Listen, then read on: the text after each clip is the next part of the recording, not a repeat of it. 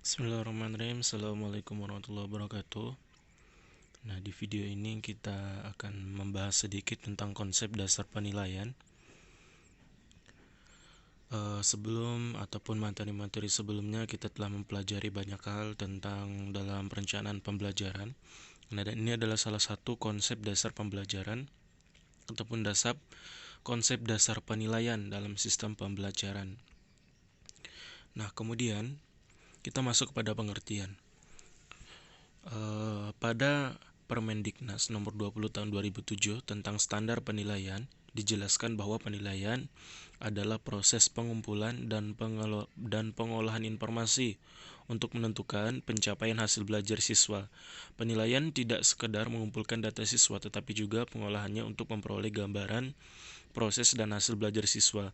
Penilaian tidak sekedar memberi soal siswa kemudian selesai, tetapi guru harus menindaklanjuti untuk kepentingan pembelajaran.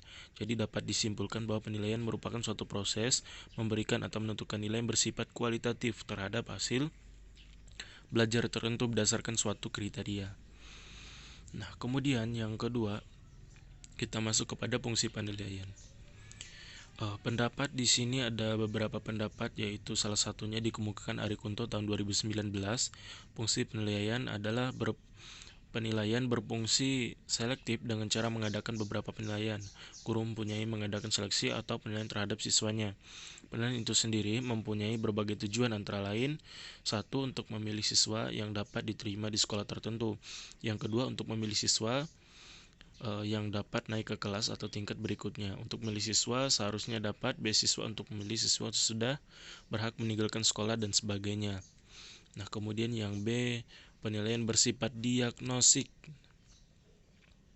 Yang tadi adalah selektif, yang kedua adalah diagnostik, yaitu alat digunakan dalam penilaian cukup memenuhi persyaratan, maka dengan melihat hasilnya, guru akan mengetahui kelemahan siswa. Di samping itu, diketahui pula musabab kelemahan itu. Jadi, dengan mengadakan penilaian sebenarnya, guru mengadakan diagnosis kepada siswa tentang kebaikan dan kelemahannya, dan diketahuinya kelemahan itu lebih mudah dengan cara untuk mengatasinya. Nah, kemudian yang ketiga, penilaian berfungsi sebagai penetapan. Nah, penetapan yaitu sistem baru yang kini banyak dipopulerkan di negara barat adalah sistem belajar sendiri. Belajar sendiri dapat dilakukan dengan cara mempelajari sebuah paket belajar, baik berbentuk modul ataupun paket belajar lainnya. Kemudian yang D adalah penilaian berfungsi sebagai pengukur keberhasilan. Penilaian ini dimaksudkan untuk mengetahui sampai sejauh manakah atau program hasil yang diterapkan telah disinggung dalam bagian-bagian sebelum ini. Keberhasilan program ditentukan oleh beberapa faktor, yaitu faktor guru, metode mengajar, kurikulum, sarana, dan sistem administrasi. Kemudian lanjut, tujuan penilaian.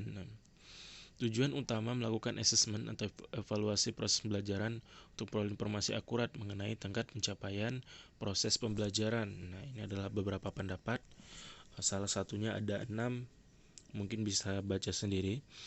Nah, kemudian pendapat yang hampir sama dikemukakan oleh Wade Winter.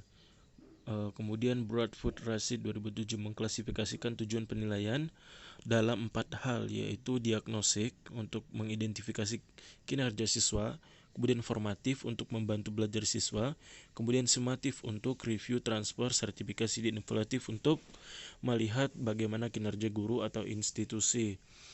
Nah, kemudian prinsip penilaian. Dalam Permendiknas nomor 20 tahun 2007 disebutkan bahwa penilaian harus berserta didik. Jenjang pendidikan dasar menengah harus memperhatikan prinsip tersebut. Yang pertama adalah sahih, yaitu penilaian berdasarkan pada data percerminan kemampuan ukur. Nah, sahih ini istilahnya sesuai dengan kemampuan ataupun sesuai dengan pengetahuan yang dimiliki. Kemudian objektif, yaitu berarti penilaian didasarkan pada prosedur dan kriteria yang jelas, tidak dipengaruhi subjektivitas penilaian. Nah, kemudian yang ketiga ataupun yang C, adil. Berarti penilaian tidak menguntungkan atau merugikan peserta didik karena kebutuhan khusus serta perbedaan latar belakang agama, suku, budaya, adat istiadat, dan ekonomi ataupun gender. Nah, kemudian terpadu, berarti penilaian oleh guru merupakan satu komponen yang tak terpisah dari kegiatan pembelajaran. Yang kelima atau yang E, terbuka, berarti prosedur penilaian, kriteria penelitian, dan dasar pengambilan keputusan dapat diketahui oleh pihak yang berkepentingan. Kemudian yang F, menyeluruh dan berkesinambungan, berarti penilaian oleh guru mencakup semua aspek kompetensi dengan menggunakan sebagai teknik penilaian sesuai untuk memantau perkembangan kemampuan fisik peserta didik. Kemudian yang G, sistematis, berarti penilaian dilakukan secara berencana dan bertahap dengan mengikuti langkah-langkah baku. Kemudian yang H, beracuan kriteria, berarti penilaian ditetapkan pada ukuran pencapaian kompetensi ditetapkan. Akuntabel, berarti penilaian dapat dipertanggungjawabkan baik dari segi teknik, prosedur maupun hasilnya. Kemudian yang kesembilan, aspek yang dinilai. Nah, ini mungkin adalah materi yang kunci ataupun aspek yang dinilai. Menurut Bloom Arikunto 2009 ada 3 ranah domain besar terletak pada tingkat kedua, itu selanjutnya disebut taksonomi, yaitu sebagai berikut. Yang pertama adalah ranah kognitif domain yang meliputi pengetahuan. Mengenal recognition, dalam pengenalan siswa diminta untuk menulis salah satu, dua, lebih jawaban. Nah, ini adalah contohnya yang di bawah, teman-teman. Kemudian adalah pemahaman, comprehension. Nah, kemudian yang ketiga adalah penerapan atau aplikasi. Di sini penerapannya untuk menyeleksi atau memilih suatu abstraksi tertentu, konsep, hukum, dalil, aturan, gagasan, cara, dan lain sebagainya. Kemudian ada sintesis. Itu apabila penyusun soal tes bermaksud minta siswa melakukan sintesis, maka pertanyaan disusun sedemikian rupa sehingga meminta siswa untuk menggabungkan atau menyusun kembali. Reorganisasi, hal-hal spesifik agar dapat mengembangkan suatu struktur baru. Dengan singkat dapat dikatakan bahwa dengan soal sintesis ini siswa diminta untuk melakukan generasi. Di bawahnya ada contoh, teman-teman bisa bahas sendiri. Kemudian evaluasi.